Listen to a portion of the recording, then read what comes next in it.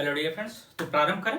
कल हमने आपको राज्यसभा बता दिया था, अर्थात काउंसिल ऑफ स्टेट्स बता दिया था। आज बात करने वाले हैं लोकसभा के बारे में। लोकसभा, इसे हम हाउस ऑफ पीपल के नाम से भी जानते हैं। हाउस ऑफ पीपल अर्थात लोगों का घर। ठीक है, जब हम इसके बारे में हमने आपको बताया था कि सबसे पहले देखते हैं लोकसभा की शुरुआत कब हुई थी। जैसा कि आप लोग जानते हैं कि हमने पिछले वीडियो में बताया था कि जो लोकसभा है, राज्यसभा है, इसकी शुरुआत अधिनियम 1919 के द्वारा की गई थी। जब इसकी शुरुआत की गई थी उस समय इसकी संख्या 145 थी। कुल कितनी संख्या थी? 145 थी। परंतु जब स्वतंत्रता के पश्चात 1952 में इसका गठन किया गया, 1952 में इसका गठन किया गया, ऑर्गेनाइज्ड किया गया, तब पता चला कि इसकी जो मूल संविधान में जो संख्या थी वो 500 थी। मूल संख्या या मूल संविधान में लोकसभा सदस्यों की जो संख्या थी वो कितनी थी? 500 थी। लेकिन जब 31वां संविधान संशोधन किया गया, 31वां संविधान संशोधन किया गया, संविधान संशोधन अधिनियम 1974 में इसकी संख्या बढ़ाकर 45 कर दी गई, अर्थात कितनी हो गई? 545 कर दी गई। फिर भी जब देखा गया कि ये पूर्णतः सही नहीं है और कुछ समय पश्चात दमन और दीव अधिनियम लाया गया जो 1987 था। दमन एवं दीव, गोवा दमन एवं दीव अधिनियम 1987 लाया गया, तब इसकी संख्या बढ़ाकर 550 कर दी गई। तो हम कह सकते हैं कि वर्तमान में जो सदस्य संख्या है ये कितनी है? 550 है। लेकिन 2019 से पहले हम पढ़ते थे कि लोकसभा में अधिकतम सदस्यों की संख्या कितनी होती है? 552। क्यों? वो देखो, समझो, यहां पर 550 कुल सदस्यों की संख्या प्रेजेंट टाइम में है। ठीक है, अधिकतम संख्या है 550, परंतु 2 सदस्य जो थे वो एंग्लो इंडियन होते थे। ठीक, ऐसे भारतीय जिनका संबंध अंग्रेजों से था, मतलब अंग्रेजों से संबंध का तात्पर्य हो गया उनके माता पिता में से कोई एक क्या होंगे? ब्रिटिशर्स होंगे या ब्रिटिश निवासी होंगे। ठीक है, ऐसे व्यक्तियों का संबंध या ऐसे व्यक्तियों को राष्ट्रपति आर्टिकल 331 के तहत क्या किया करता था? मनोनीत करता था ऐसे 2 सदस्यों को जो एंग्लो इंडियन होते थे। परंतु जो 104वां संविधान संशोधन अधिनियम आया, 104वां संविधान संशोधन अधिनियम आया, यानी 104 अमेंडमेंट एक्ट जो आया वो 2019 में आया था। इसमें क्या किया गया? जो ये 2 सदस्य थे, इन सदस्यों को यहां से हटा दिया गया। क्या कर दिया गया? कैंसिल कर दिया गया कि 2 सदस्य अब नहीं होंगे। इस लिहाज से हम कह सकते हैं 2019 के बाद से कुल सदस्यों की संख्या कितनी है या अधिकतम सदस्यों की संख्या कितनी है? तो 550 है। अब एक चीज और ध्यान दो कि जब हम लोकसभा सदस्यों की संख्या की बात कर रहे हैं तो जो सदस्यों की संख्या है ये किस पर निर्भर करती है? भाई जनगणना पर निर्भर करती है। किस पर निर्भर करती है? जनगणना पर निर्भर करती है। हमने आपको बताया था कि 1974 में जो जनगणना हुई थी वो कितनी थी? मतलब 1974 में जब अधिनियम लाया गया था तो संख्या कितनी कर दी गई थी? 45 बढ़ा दी गई थी। कितनी हो गई थी? 545 हो गई थी। ठीक, अब ये 545 सदस्यों को 1971 की जनगणना पर आधारित कर दिया गया। 1971 की जनगणना पर, समझ में आया? 1971 की जनगणना पर आधारित कर दिया गया और पहले से ही प्रावधान था। हम देखते हैं कि जब इलेक्शन चालू हुआ था, अधिनियम 1919 या 1909 से ले लो, 1909 से ले लो, तभी क्या किया, इलेक्शन चालू प्रारंभ हो गया था। 1909 अधिनियम क्या कहलाता है, सांप्रदायिक प्रतिनिधित्व कहलाता है, अर्थात फूट डालो राज करो अधिनियम कहलाता है। वहां से चुनाव शुरू हुआ था, वहां केवल मुस्लिमों के लिए हुआ। 1919 में लोकसभा और राज्यसभा का गठन किया गया और उसी समय निर्धारित कर दिया गया था कि प्रति 10 लाख व्यक्तियों पर एक सदस्य चुना जाएगा, एक सदस्य चुना जाएगा। अब सोचने वाली बात है, और यही आज भी लागू है। हम एक सांसद चुनते हैं, कितनी संख्या चुनती है, 10 लाख लोग मिल करके एक सांसद का नियुक्त करते हैं, एक सांसद को चुनते हैं, और उन्हीं सांसदों से मिल करके कुल 550 सांसद जो क्या निर्माण करते हैं, लोकसभा का निर्माण करते हैं। और जो यह संख्या थी या ये जो प्रक्रिया थी कि 10 लाख लोग मिलकर एक सदस्य को चुनेंगे, 1971 की जनगणना पर आधारित थी, और इसे जो है शिफ्ट कर दिया गया 2026 तक, अर्थात 2026 तक यही स्थिति बनी रहेगी या यही जनगणना रहेगी। और कहा गया है कि 2026 के बाद जो इलेक्शन होगा तब जाकर जनगणना को बदला जाएगा, अर्थात तब 1971 की बजाय कोई दूसरी जनगणना ली जाएगी जो कि एक्यूरेट होगी। ऐसा कह सकते हैं कि जैसे अब तो महाविस्फोटक जनसंख्या चल रही है ना, तो उसी हिसाब से 2026 में आकर के क्या करेंगे, जो संख्या है उसमें फिर से जनगणना को इंक्लूड करेंगे और फिर देखेंगे कि कितने सदस्यों को। अब एक चीज ध्यान देने वाली बात है, 10 लाख पर एक सदस्य, कुल सदस्य कितने हैं, 550। जब 2026 पहुंचेंगे तब देखेंगे जनगणना में मतलब जनसंख्या कितनी है, कुल जनसंख्या कितनी है, और उस हिसाब से निर्धारित करेंगे। संख्या भले यही रखें लेकिन सदस्य क्या हो जाएंगे, बढ़ जाएंगे। जहां 550 सदस्य, इस समय हम देखते हैं कि 15 लाख 20 लाख ऐसे लोग करके एक सदस्य चुन रहे हैं, लेकिन 26 में ये क्या होगा, बदल जाएगा और इसकी जगह पर दूसरा व्यक्ति आ जाएगा, मतलब दूसरे आ जाएगी। कौन सी ली जाएगी, शायद 2011 ली जाए या 2021 ली जाए। जैसे जब 74 में आया था, जब हमने इलेक्शन करवाया था, ठीक, तब क्या किया गया था कि 71 की जनसंख्या ली गई थी। कब की, 1971 की जनसंख्या ली गई थी 74 के बाद से। ठीक, आज भी वही कायम है, 26 तक रहेगी, 26 के बाद ही बदल जाएगी और फिर संभव है 2021 ली जाए।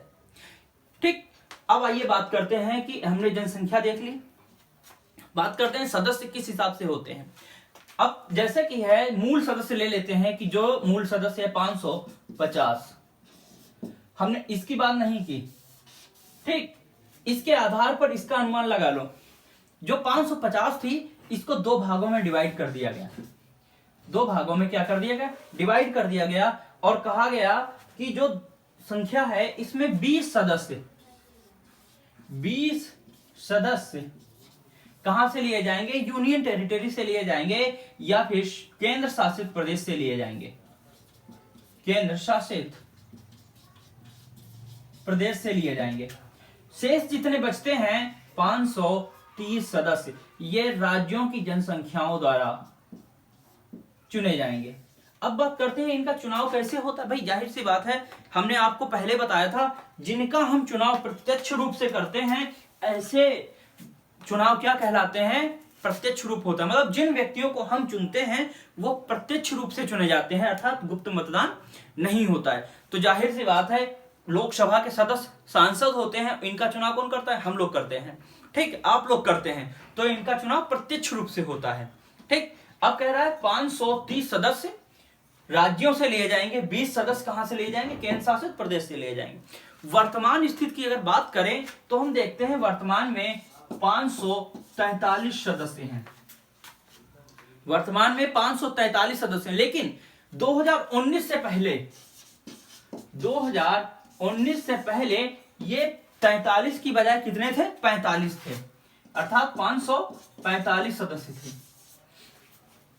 बात समझो। लेकिन क्या हुआ, एंग्लो इंडियन हटा दिया गया 104 कॉन्स्टिट्यूशन अमेंडमेंट के द्वारा। ठीक, वो हटा दिया गया, तब क्या हुआ, कितनी रह गई, 543। अब इन 543 में ये रूल लगा के डिवाइड कर दिया गया, और जब ये रूल लगा के डिवाइड किया गया तो जो वर्तमान की अगर हम बात करें तो वर्तमान में केंद्र शासित प्रदेश में जो जनसंख्या है 19 केंद्र शासित प्रदेश में है, शेष जितनी बची वो यहां पर आ गई। मतलब राज्यों से कितनी है वो समझ लो। यहां पर केंद्र शासित प्रदेश है कि केंद्र शासित प्रदेश से इतनी जनसंख्या ली गई है। 19 सदस्य कहां पर हैं, या 19 सांसद कहां पर हैं, तो केंद्र शासित प्रदेशों में 19 सांसद हैं, यानी यूनियन टेरिटरी में हैं। अदर स्टेट्स में जो शेष बचते हैं 524, वो यहां पर हैं 524। क्लियर हुआ इतना? अब आइए बात करते हैं कि सदस्य हमने चुन लिया, सभा का गठन हो गया, यानी एक घर बन गया सांसदों का या लोगों के प्रतिनिधित्व करने वाला। अब बात करते हैं कि इसका जो कार्यकाल था, मतलब लोकसभा, जाहिर सी बात है कोई भी गठन हो या कुछ भी हो उसका एक टाइम पीरियड निर्धारित किया जाता है। ठीक, जब टाइम पीरियड की बात करते हैं तो आता है आर्टिकल 83 में कहा गया है कि कोई भी सदन, मतलब कोई भी नहीं, लोकसभा जो सदन है इसका गठन जब से प्रथम अधिवेशन होगा, अर्थात प्रथम अधिवेशन से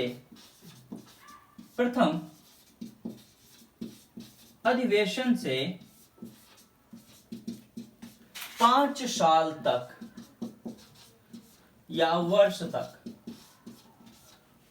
टाइम पीरियड कितना है, टाइम ड्यूरेशन, कि प्रथम अधिवेशन से लोकसभा सदस्य चुने गए, इससे कोई मतलब नहीं है, चुने गए हैं चुने जाने दो, ठीक है। लेकिन जब से प्रथम अधिवेशन होगा तब से 5 वर्ष तक जो सदस्य, मतलब 5 वर्ष जब तक पूरा नहीं हो जाएगा कार्यकाल, तब तक क्या रहेगा, लोकसभा बनी रहेगी। परंतु किस स्थिति में, जब तक कि राष्ट्रपति मतलब इस लोकसभा को भंग ना कर दे, क्या ना कर दे, भंग ना कर दे, तब तक, सिर्फ तभी तक इसका रहता है, इसको बीच में भंग किया जा सकता है।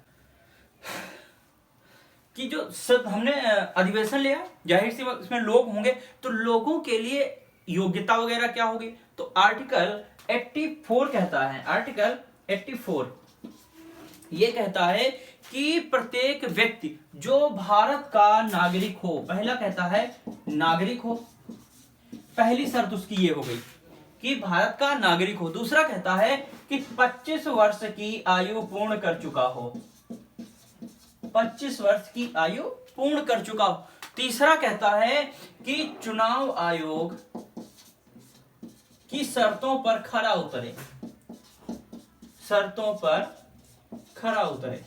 अब आता है चुनाव आयोग की शर्तों पर खरा उतरने का तात्पर्य क्या है। याद रहे भैया, चुनाव आयोग की शर्तों पर खरा उतरने का तात्पर्य सिर्फ इतना है कि कोई भी व्यक्ति, ऐसा व्यक्ति चुनाव नहीं लड़ सकता, सांसदीय का चुनाव नहीं लड़ सकता जो व्यक्ति हाल ही में कारावास की सजा काट के आया हो, मतलब जेल होके आया हो, ठीक, या जिस पर वर्तमान में कोई संगीन जुर्म का केस चल रहा हो, ठीक, ऐसे व्यक्तियों को चुनाव लड़ने का अधिकार नहीं है, ठीक है। तो ये चीज है कि चुनाव आयोग की शर्तों पर खरा उतरे, समझ में आया। ये है उसकी योग्यता, मतलब ये व्यक्तियों की योग्यता के पर बात कर रहा है। बात करते हैं अब कि जब ये चालू हो गया, ठीक है, अब सदस्य भी चुन गए हैं, अब होता है कि सत्र होते हैं, ठीक, सत्र आहूत किए जाते हैं। आर्टिकल 84 कहता है, सॉरी 85 कहता है, आर्टिकल 85 कहता है कि राष्ट्रपति लोकसभा के चुनाव के पश्चात, लोकसभा के चुनाव के पश्चात सत्र आहूत करेगा, सत्र आहूत करेगा। आहूत करने का मतलब हो गया कि जो सत्र होते हैं इन्हें बुलाएगा। सत्र देखो साल में 2 होने चाहिए, परंतु अब यहां पर परंतु लग गया कि इन दोनों के बीच सत्र जो आहूत करेगा ये प्रत्येक 6 माह में होगा, प्रत्येक 6 माह में होगा, ठीक। परंतु साल में 2 होंगे और दोनों के मध्य 6 माह से अधिक का समय ना लगा हो, समझ में आया। सत्र आहूत दोनों सदनों को बुला करके किया जाता है। लोकसभा के चुनाव के पश्चात जो पहला अधिवेशन या पहला सत्र आहूत किया जाता है, इसमें दोनों लोगों का मिलन होता है। जैसा कि हमने बताया था आपको कि जो लोकसभा होता है, ठीक, और राज्यसभा होता है। राज्यसभा ये अपर हाउस होता है या अपर काउंसिल होता है, जबकि हम बात करते हैं लोकसभा की, हाउस ऑफ पीपल की, तो यह लोअर हाउस होता है। ठीक, तो जाहिर सी बात है ये निचला सदन होता है। और इस लिहाज से आर्टिकल 85 के तहत कहता है कि राष्ट्रपति मंत्री परिषद की सलाह पर, मंत्री परिषद की सलाह पर क्या कर सकता है, जो लोकसभा इसे क्या कर सकता है, भंग कर सकता है। समझ में आया? आर्टिकल 85 कहता है कि राष्ट्रपति मंत्री परिषद की सलाह पर लोकसभा को भंग कर सकता है। वहीं पर आर्टिकल जब 86 की बात करते हैं तो आर्टिकल 86 कहता है राष्ट्रपति को, आर्टिकल 86 कहता है, 86 आर्टिकल 86 कहता है कि राष्ट्रपति को किसी भी सदन में संदेश भेजने की बात कर रहा है कि किसी भी सदन में संदेश भेज सकता है। ठीक है, उसकी मर्जी है वो कहां संदेश भेज रहा है, चाहे लोकसभा में भेजे या राज्यसभा में। किसी भी सदन में संदेश भेजने व वहां जाकर अभिभाषण करने, मतलब भाषण देने का अधिकार प्रदान करता है, आर्टिकल 86। वहीं पर जब हम आर्टिकल 87 की बात करते हैं,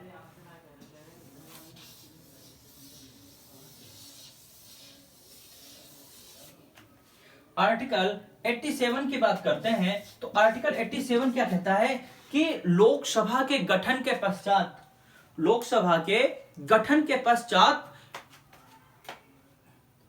जो प्रथम बैठक होती है, प्रथम बैठक या अधिवेशन,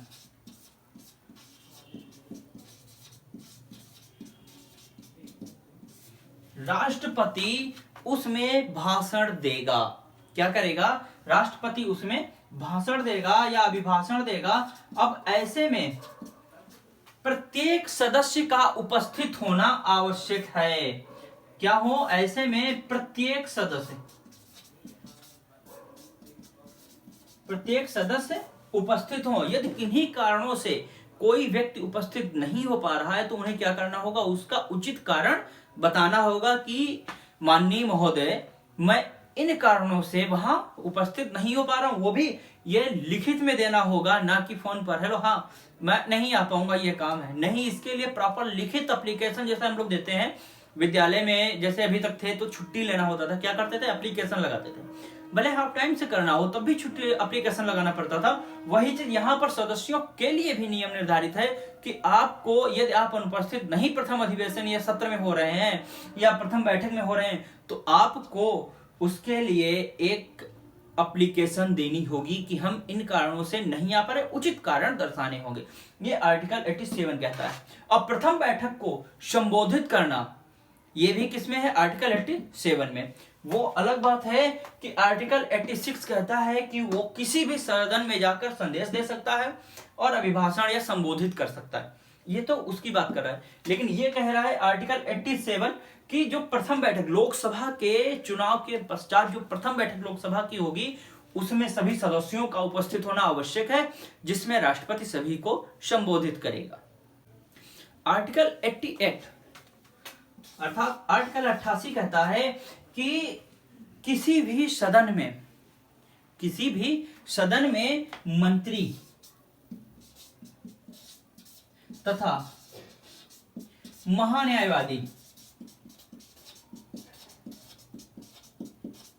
महान्यायवादी जाकर के कोई भी सदन, चाहे लोकसभा हो राज्यसभा हो, महान्यायवादी जाएंगे, वहां पर जाकर के संबोधन कर सकते हैं। ठीक है, जा सकते हैं, संबोधन कर सकते हैं, सुन सकते हैं, परंतु उन्हें मत देने का अधिकार नहीं है। मत देने का अधिकार नहीं है। लेकिन फिर यहां पर एक और परंतु आया है, परंतु बहुत दुखदाई है ना। फिर यहां परंतु आया है कि देखो, यहां कह रहा है मंत्री तथा महान्यायवादी दोनों सदनों में किसी भी सदन में बैठ सकते हैं, सभा संबोधित कर सकते हैं, परंतु मत देने का अधिकार नहीं है। परंतु फिर आया परंतु कि जो मंत्री होगा अपने सदन में, जिस सदन का वो व्यक्ति है, जैसे राज्यसभा का सदन है तो राज्यसभा में, लोकसभा का सदन है तो लोकसभा में मत देने का अधिकार रखता है, अर्थात अपने सदन में मत देने का अधिकार रखता है, ना कि जैसे लोकसभा का सदस्य है राज्यसभा में चला गया और वहां अभिभाषण सुना, सब कुछ किया, लेकिन मत दे दे तो लोकसभा का सदस्य राज्यसभा में जाकर मत नहीं दे सकता। ये क्राइटेरिया केवल मंत्री पे लागू होती, याद रहेगा। अब ये बात करते हैं कि अध्यक्ष वगैरह की नियुक्ति कैसी होती है। जब हम बात करते हैं आर्टिकल 93 की, आइए सब हो गया। अब बात करते हैं, देखो कोई भी जिसे गठन किया जाता है, कोई आयोग बना गया, तो उसके लिए अध्यक्ष वगैरह आवश्यकता होती है या नहीं होती। तो इसलिए जो संविधान है ये प्रावधान करता है आर्टिकल 93 के तहत। आर्टिकल 93 कहता है कि लोकसभा में एक अध्यक्ष और एक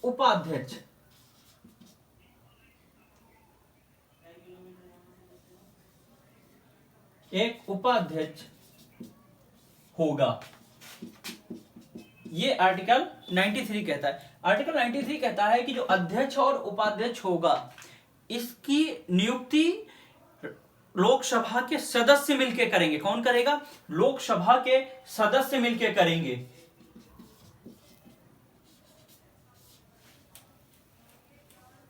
लोकसभा के सदस्य मिलकर अध्यक्ष और उपाध्यक्ष को चुनेंगे सर्वसम्मत के द्वारा। आर्टिकल 93 ही कहता है कि अध्यक्ष उपाध्यक्ष एक दूसरे को त्याग पत्र देकर अपने पद को त्याग सकते हैं। अर्थात अध्यक्ष उपाध्यक्ष को त्याग पत्र दे सकता है, उपाध्यक्ष अध्यक्ष को अपना त्याग पत्र दे सकता है। ठीक, ये आर्टिकल 94 कहता है। वहीं आर्टिकल 94 इनके पद छोड़ने से संबंधित कुछ अन्य भी मामले कहता है। अब एक चीज याद रखना, हमने क्या कहा? हमने भी कहा है कि अपने मतलब सदस्य अपने में से ही सर्वसम्मति द्वारा अध्यक्ष उपाध्यक्ष चुनेगा। इसका मतलब हो गया जो अध्यक्ष और उपाध्यक्ष है ये भी क्या है? लोकसभा के ही सदस्य हैं, अर्थात सांसद ही होते हैं। ठीक है, अब बात आती है कि ये अन्य पद कैसे अन्य तरीके से कैसे पद छोड़ सकते हैं। जैसे ये लोकसभा के सदस्य ना रहें, सदस्य ही ना रहें, तो ऐसे में मतलब ये सदस्य नहीं रहे तो ऐसे में अध्यक्ष हो या उपाध्यक्ष हो उनसे उनका पद छीन लिया जाएगा। ठीक, दूसरा कहता है कि जब लोकसभा का भंग कर दिया जाता है या लोकसभा को विघटित कर दिया जाता है, लोकसभा या सभा भंग कर दी जाती है, ऐसे में इनसे ये पद छीन लिए जाते हैं। परंतु क्या कहता है कि जब राष्ट्रपति लोकसभा को विघटित करता है, ऐसे में अब देखो लोकसभा विघटित कैसे होती, किसके आग्रह पर? करता कौन है? राष्ट्रपति करता है। परंतु उसके लिए आवेदन कौन करता है? तो आवेदन मंत्रिपरिषद करता है। भंग करने के लिए आवेदन मंत्रिपरिषद करता है। ठीक, मंत्रिपरिषद के आवेदन पर राष्ट्रपति लोकसभा को भंग करता है। परंतु कह रहा है कि लोकसभा भंग हो जाने के पश्चात भी जो लोकसभा का अध्यक्ष होगा ये अपने पद पर पदासीन रहेगा, मतलब अपने पद पर बना रहेगा। कब तक? जब तक कि नई लोकसभा या नया लोकसभा गठन नहीं हो जाता और उसका प्रथम अधिवेशन ना हो जाए। जब तक उसका प्रथम अधिवेशन ना हो या प्रथम बैठक ना हो, अधिवेशन या बैठक ना हो, तब तक क्या करना पड़ेगा? जो अध्यक्ष होगा उसे अपने पद पर बने रहना होगा। यह कहता है आर्टिकल 94। समझ में आया कि अध्यक्ष कैसे बनते हैं? भाई अपने में ही सदस्य सर्वसम्मत से किसी एक को अध्यक्ष चुनता है, किसी एक को उपाध्यक्ष चुनता है। वहीं पर अन्य भी स्रोत बताया है कि जैसे ये सदस्यता त्याग दे, कह दे हम सांसद नहीं रहेंगे, ऐसे में क्या होगा कि वो अध्यक्ष पद से हट जाएगा, किसी दूसरे को अध्यक्ष नियुक्त किया जाएगा तुरंत तत्काल, क्योंकि ये पद खाली नहीं रह सकता। ठीक, या फिर उसकी सदस्यता छीन ली जाए। ठीक, या फिर जो लोकसभा इसे ही भंग कर दिया जाए। ऐसे में पद पर तो रहेगा लेकिन इसके द्वारा किए गए कृत्य मान्य नहीं होंगे। और एक चीज और कहता है यदि लोकसभा का जो अध्यक्ष है, लोकसभा वही चीज मैं क्या कह रहा हूं कि जब लोकसभा भंग कर दी जाए पद पर तो रहेगा लेकिन इसके द्वारा किए गए कृत्य क्या होते हैं, मान्य नहीं होते हैं। ठीक, एक हिसाब से धोखा कहते नहीं है कि घर की सुरक्षा मुखिया के हाथ में होता है। ठीक, भले घर का संचालन कोई और कर रहा हो। जैसे हम देखते हैं कि प्रधानमंत्री और राष्ट्रपति की अगर तुलना करें तो सबसे अधिक शक्ति, मतलब वास्तविक शक्ति किसके पास है, प्रधानमंत्री के पास, और आभासी शक्ति राष्ट्रपति के पास होती है। ठीक, केवल कथन होता है कि देश का प्रमुख नागरिक राष्ट्रपति है, वास्तविकता सब जानते हैं। ठीक, उसी तरीके से यहां होता है जब लोकसभा भंग कर दी जाती है ऐसे में। ठीक, आइए अब बात करते हैं इनसे संबंधित कुछ अन्य प्रमुख पहलुओं पर। बात करते हैं सीटों के आरक्षण के संबंध में। जब लोकसभा है इसमें सीटों का आरक्षण किया गया है, सीटों का आरक्षण, सीटों का आरक्षण। जब हम सीटों के आरक्षण के बारे में बात करते हैं लोकसभा के संबंध में तो आर्टिकल 330 आता है। आर्टिकल 330 एससी और एसटी के संबंध में आरक्षण के प्रावधान करता है। किसका प्रावधान करता है, आरक्षण का प्रावधान करता है। कहता है कि जब तक कि जब संविधान बना था तो हुआ क्या था, बाबा साहब भीमराव अंबेडकर ने देखा था जो निचला वर्ग था जैसे एससी एसटी है, ये आवश्यकता से अधिक दुर्बल थे या कमजोर थे। ठीक है, ऐसे में उन्होंने प्रावधान किया था कि जो लोकसभा है इसमें एससी और एसटी को आरक्षण दिया जाए।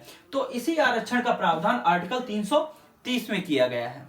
ठीक, और ये जो आरक्षण है इसमें जैसे हम कहें एससी, तो एससी के लिए जो सीटें निर्धारित की गई वो है 84, कितनी है, 84 सीटें जो है अनुसूचित जाति को मिली हैं। वहीं पर जब हम अनुसूचित जनजाति की बात करते हैं तो इनको 47 सीटें प्रदान की गई हैं। अर्थात लोकसभा में अनुसूचित जाति के लिए जो रिजर्व सीटें हैं, आरक्षित सीटें कितनी हैं अनुसूचित जनजाति के लिए, 47। वहीं जब हम अनुसूचित जाति की बात करते हैं तो आरक्षित सीटें कितनी है, 84 हैं।